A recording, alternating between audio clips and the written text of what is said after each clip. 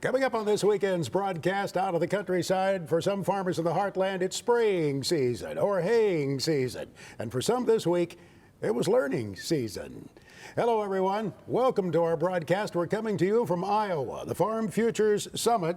Yeah, I had to get my passport stamped by you as I came into your home state. That's right. It's good to be in Iowa this week, Max. And it's good to catch up with folks in agriculture. One of the folks in agriculture that I'm really excited to talk to, Max, Mr. Bill Northey, former Undersecretary of the USDA. Bill, this past year, the past 18 months during the coronavirus pandemic, you were the one who oversaw MFP, CFAP, CFAP2, all of these programs. How was it working in D.C. with all this craziness? You know, it's great to get your breath afterwards, but it was also great to be able to help. And we in many cases, even the folks in the countryside, were working remotely with our folks in the offices, so they had to do it by email, and we never thought we could do that. We never thought we'd have to do that, but we did, and we got $23 billion out of coronavirus support. Those dollars are still coming out in different forms, but it was hard to even figure out what the losses were, what you needed to step up and do. Where were the losses happening? How was it different between potatoes and corn? And you had to figure out how to be responsive. And you guys did. And one of the things we saw throughout the year was that there were initial pushes and then corrections and quick thinking and quick moves. That had to have been a struggle with an organization as large as USDA. It's a bureaucracy. It's bureaucracy for a reason, because you know it's a big country and you can have unintended consequences.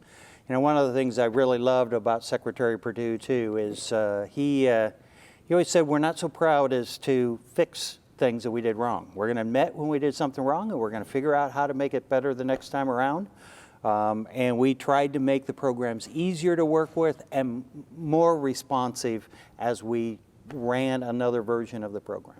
With such a huge political shift in this country and so many things in play right now from a policy standpoint, you hear from a lot of farmers the frustration that they have, and some feel alienated from the political process. Bill, what do you say to that farmer who says, you know, what's the use? Why would I even stay involved in this? And I'm asking a question of a guy who's spent a lot of time in the political arena.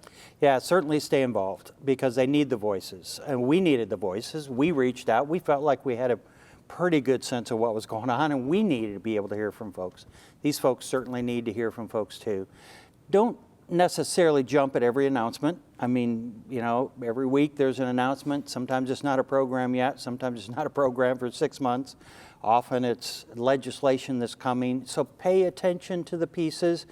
But still, right now, you know, get your crop market, get your soybean sprayed, and then watch some of these other things. There'll be some time to be able to watch some of these other things play out. What about contact with that congressman or senator from your state? Can that make a difference at all? I mean, I think there's the feeling that it's a few urban areas are really controlling the country, and the farmer maybe in the heartland or the farmer on the coast doesn't have any input.